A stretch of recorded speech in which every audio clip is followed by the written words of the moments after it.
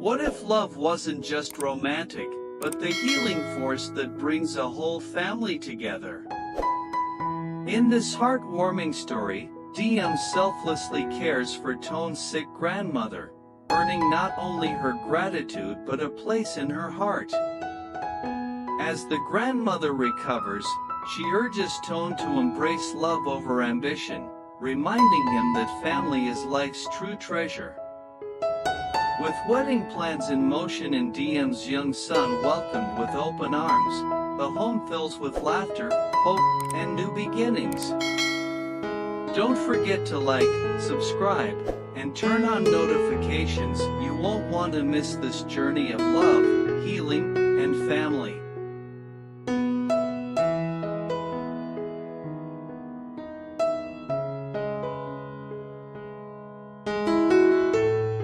After weeks of battling illness in the hospital, Toan's grandmother was finally discharged. The sun was gentle that morning, casting golden rays through the hospital's glass windows as if welcoming her back to life. Her steps were still slow, frail even, but there was a light in her eyes, one that had been dimmed by fatigue and pain, now rekindled with hope. As she moved through the hospital corridor in the wheelchair, her wrinkled hand held tightly onto the warm palm of Diem, the young woman who had never left her side. Diem had been there for her, not because anyone asked her to, but because her heart told her to. She had stayed late at night in the sterile white rooms, wiping the sweat from the grandmother's forehead when the fever spiked, gently spoon-feeding her porridge when her strength failed, whispering soft words to ease her anxiety when sleep refused to come. In those silent hours, when even nurses had stepped out, Diem's presence was a quiet, enduring comfort. Not once did she complain. Not once did she hesitate. Toan, busy with work and responsibilities, had done everything he could to provide the best medical care, but it was Diem who gave something just as important: time, love, and patience. And the grandmother saw it all. Every act, every gentle word, every smile that Diem gave, even when exhaustion weighed on her. As the nurse wheeled her to the hospital entrance, Diem adjusted the grandmother's scarf and buttoned her coat with delicate care. The grandmother looked up at her with eyes shimmering, not from age, but from emotion. "You remind me of myself when I was younger," she whispered, her voice cracked but sincere. Strong, patient, and full of love. Diem smiled and bent down, gently squeezing the old woman's hand. "You're very strong too, Grandma. We've been waiting for this day." Standing beside them, Toan couldn't say a word. He watched the scene unfold, a lump forming in his throat. He had always known Diem was special, but in that moment, seeing how deeply she had bonded with his grandmother, he realized how rare and precious her heart truly was. Outside, the car was ready. Toan helped lift his grandmother gently into the seat, and Diem carefully placed a small cushion behind her back.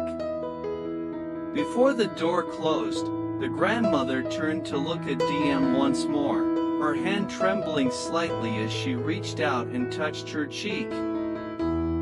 "Thank you, child. You didn't just help me recover. You gave me something far greater: faith. In love. In family. In the future." Diem's eyes grew misty. She nodded, unable to speak. Her heart felt full. As the car drove them home, the grandmother rested her head peacefully, the soft hum of the engine lulling her into calm. Beside her, Diem held her hand, and Toan drove in silence, glancing through the rearview mirror every few minutes, eyes filled with thought. This day marked more than just a recovery, it marked a turning point. A moment when love revealed itself not in grand declarations, but in quiet gestures, steadfast presence, and the bond formed between a young woman and an old soul. And in that bond, something beautiful was beginning to grow.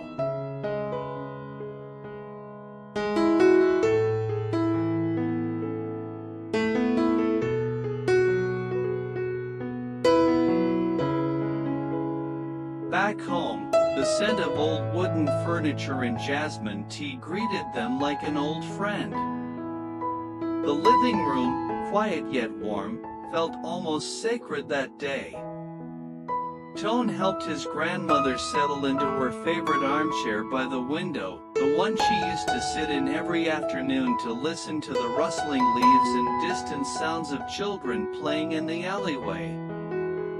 Diem placed a soft shawl over her shoulders, then disappeared briefly into the kitchen, returning moments later with a steaming cup of tea.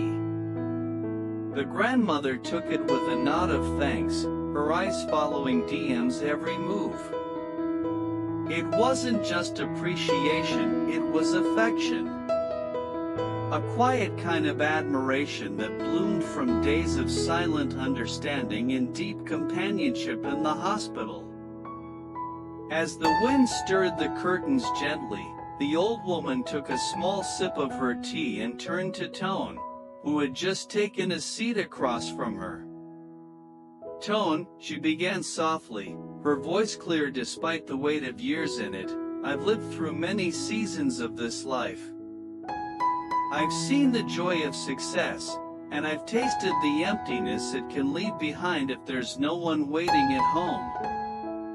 You are my pride, my grandson. You've worked hard, and I'm proud of everything you've built. But..." She paused, her eyes narrowing thoughtfully. "You're not just a man of work. You're a man of heart. And a man like that shouldn't walk through life alone." Toan looked down, his fingers intertwining. He had heard these words before, but never had they hit so deeply. Perhaps it was seeing his grandmother weak in a hospital bed, or perhaps it was witnessing Diem's quiet sacrifices, her gentle strength, but something in him had changed. He felt it. He knew she was right. "I know," he whispered. "I've been so afraid of failing, of not giving enough. But maybe I've been giving too much to the wrong things." The grandmother smiled. "Success will always be there to chase, my dear. But love? Family? They don't wait forever. One day, you'll look around and realize the meetings, the deadlines, the late nights, they were just dust in the wind. But the people, they're the ones who remain." Diem had quietly sat down beside the grandmother, listening without interrupting. Now, the old woman turned to her and gently took her hand. "I want you to know," she said to Diem, "you've already become family to me.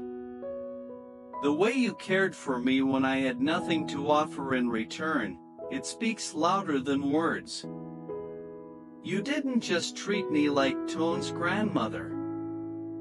You treated me like your own." Diem's eyes welled up with tears, but she blinked them away and offered a small, grateful smile. The conversation continued gently through the afternoon, with Toan's older sister joining them soon after. She embraced Diem warmly and teasingly asked, "So, when are we going wedding dress shopping?"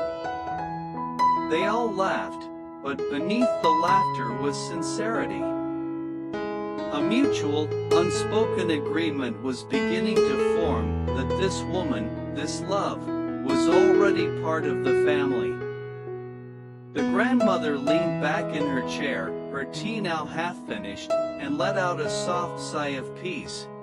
For the first time in a long while, her heart felt at ease.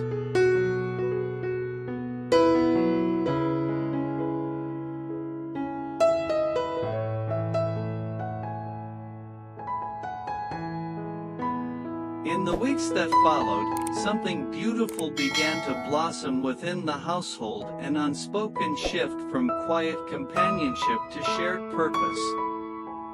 The once sullen rooms were now filled with warm chatter and laughter, as wedding preparations gently wove their way into the family's daily life. The grandmother, now regaining her strength, became the most enthusiastic planner of them all, her eyes lighting up every time the topic turned to flowers, ceremonies, or rings. "You know," she said one morning as DM brought her a bowl of warm soup, "I've already decided what I'm going to wear to the wedding. A deep plum AO dye, elegant but not too flashy." She winked playfully, her voice filled with youthful mischief. DM laughed, her cheeks glowing with affection. It was strange how natural everything felt now. Like home. Toan's older sister took the reins with her usual energy, dragging DM from boutique to boutique, helping her try on bridal gowns while capturing endless photos to send to their grandmother for approval. DM had never imagined herself in white lace and silk, but standing in front of the mirror, surrounded by women who genuinely cared for her, she began to see herself differently, not just as a single mother, not just as someone passing through someone else's life, but as part of a family she had helped build with quiet love. Toan, meanwhile, balanced his work with the happiness of a man who had finally understood what truly mattered.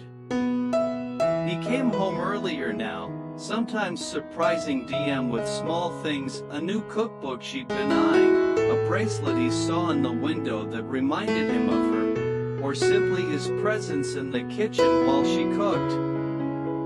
The way his hand would brush against hers when passing his spoon spoke volumes. He didn't say "I love you" every minute, but DM felt it in every gesture. One weekend afternoon, DM brought her young son Lynn to visit. She had been hesitant at first, unsure how he would be received.